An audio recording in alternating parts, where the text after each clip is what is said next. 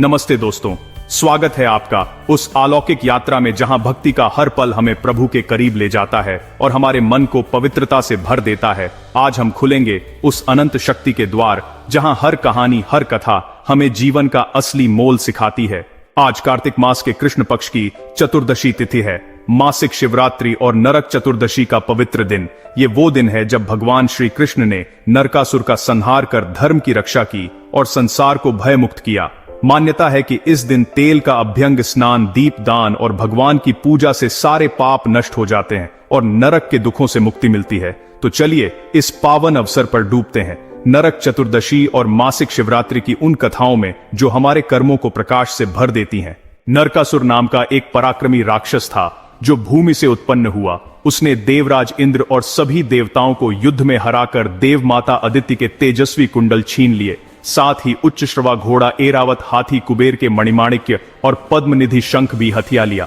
वह आकाश में विचरण करता और अपने नगर में रहता था। डर के मारे सारे देवता इंद्र के साथ भगवान श्री कृष्ण की शरण में पहुंचे। श्री कृष्ण ने सब सुनकर देवताओं को अभयदान दिया और गरुड़ का स्मरण किया। महाबली गरुड़ तुरंत प्रकट हुए। भगवान सत्यभामा के साथ गरुड़ पर सवार हुए और नरकासुर के नगर पहुंचे। उसका नगर सूर्य की तरह चमकता था, जिसमें दिव्य आभूषणों से सजे राक्षस रहते थे। नगर देवताओं के लिए भी दुर्भेद्य था। भगवान ने अपने चक्र से उसके आवरण काट डाले, जैसे सूर्य अंधकार मिटाता है। राक्षसों ने शूल, तोमर और पट्टिश जैसे हथियारों से हमला किया, पर श्री कृष्ण ने शारंग धनुष से उनके हथियार काटे और तेजस्वी बाणों से उनका संहार किया। सारे राक्षस धराशायी हो गए। फिर भगवान ने 5 जन्य शंख बजाया, जिसे सुन नरकासुर अपने दिव्य रथ पर युद्ध के लिए आया। दोनों में भयंकर युद्ध हुआ। बाणों की बौछार से रणभूमि कांप उठी। भगवान ने अर्धचंद्राकार बाण से नरकासुर का धनुष काटा और उसके हृदय पर प्रहार किया, जिससे वह धरती पर गिर पड़ा। भूमि की प्रार्थना पर भगवान उसके पास गए। नरकासुर ने कहा, प्रभु, मुझे वरदान की जरूरत नहीं, पर मनुष्यों के हित में मांगता हूं कि मेरी मृत्यु के दिन मंगल स्नान करने वालों को नरक न मिले। भगवान ने एवमस्तु कहकर वरदान दिया। नरकासुर ने भगवत चरणों का दर्शन कर प्राण त्यागे और श्री हरि का सारूप्य प्राप्त किया। देवता और महर्षि आनंदित होकर फूल बरसाने लगे। भगवान ने नरकासुर के नगर में प्रवेश कर लूटा हुआ धन देवताओं को लौटाया। अदिति के कुंडल, उच्च श्रवा घोड़ा, ऐरावत और मणिमय पर्वत इंद्र को दिए। नरकासुर ने 16,000 कन्याओं का अपहरण किया था, जो उसके अंतपुर में थीं। श्री कृष्ण को देखकर कन्याओं ने उन्हें पति स्वीकार किया। भगवान ने एक ही लग्न में सबका पाणी ग्रहण किया। नरकासुर के पुत्रों ने पृथ्वी देवी के साथ श्री कृष्ण की शरण ली और भगवान ने उनकी रक्षा की। अब सुनिए मासिक शिवरात्रि की कथा। भगवान शिव मृत्युंजय और काल के भी काल महाकाल हैं। उनके भक्तों पर मृत्यु का भी अधिकार नहीं। प्राचीन काल में कालंजर में राजा श्वेत थे, जो शिव भक्त थे। उनके राज्य में कोई कमी न थी। बुढ़ापे में उन्होंने पुत्र को राज्य सौंपकर गोदावरी तट पर गुफा में शिवलिंग स्थापित कर भक्ति में लीन हो गए। वे राजा से महामुनि श्वेत बन गए। उनकी गुफा पवित्रता से भरी थी। वे रुद्राध्याय का पाठ करते थे। यमदूत उनके प्राण लेने आए, पर गुफा के द्वार पर शिथिल हो गए। यमराज स्वयं आए, पर श्वेत मुनि शिव पूजा में लीन थे।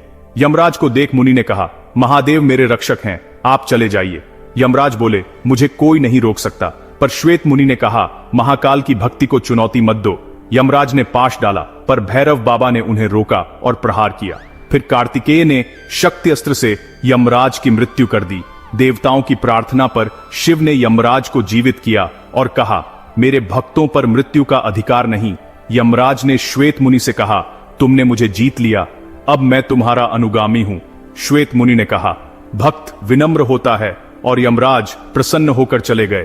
प्रेम से बोलिए, भैरव बाबा की जय, यमराज की जय। शिव पुराण की एक और कथा सुनिए। चित्रभानु नाम का शिकारी था, जो जानवरों का शिकार कर परिवार पालता था। वह एक साहूकार का कर्जदार था। कर्ज न चुका पाने पर साहूकार ने उसे शिव मठ में बंद कर दिया। उस दिन शिवरात्रि थी। शिकारी ने वहां शिव कथा सुनी। साहूकार ने उसे छोड़ा तो वह जंगल में शिकार को गया। भूखा प्यासा वह बेल वृक्ष पर रात बिताने चढ़ा। वहां नीचे शिवलिंग था। टहनियां तोड़ते वक्त बेलपत्र शिवलिंग पर गिरे। अनजाने में उसका व्रत और पूजा हो गई। रात में एक गर्भिणी हिरणी आई और बोली, मुझे बच्चा होने वाला है, बाद में मुझे मार लेना। शिकारी ने उसे छोड़ दिया।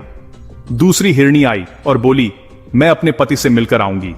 उसे भी छोड़ दिया। तीसरी हिरणी बच्चों के साथ आई और बोली, उन्हें पिता के पास छोड़ आऊंगी। शिकारी ने उसे भी छोड़ दिया। सुबह एक हिरण आया और बोला, अगर तुमने मेरी पत्नियों को छोड़ा है तो मुझे भी छोड़ दो, मैं उनके साथ लौटूंगा। शिकारी ने उसे भी छोड़ दिया। अनजाने में शिवरात्रि पूजा पूरी होने से उसका हृदय निर्मल हो गया। हिरण परिवार लौटा, पर शिकारी को उन पर दया आई और उसने उन्हें छोड़ दिया।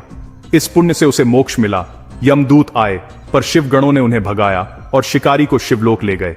भगवान शिव की कृपा से चित्रभानु पिछले जन्म को याद कर शिवरात्रि का पालन करता रहा। हर हर महादेव, जय भोलेनाथ। दोस्तों, ये कथाएं हमें सिखाती हैं कि सच्ची भक्ति और नेक कर्म ही जीवन का असली प्रकाश है। उम्मीद है आपको ये कथाएं प्रेरित करेंगी। अपने विचार साझा करें और इस पवित्र संदेश को औरों तक पहुंचाएं। जय श्री कृष्ण, जय भोलेनाथ।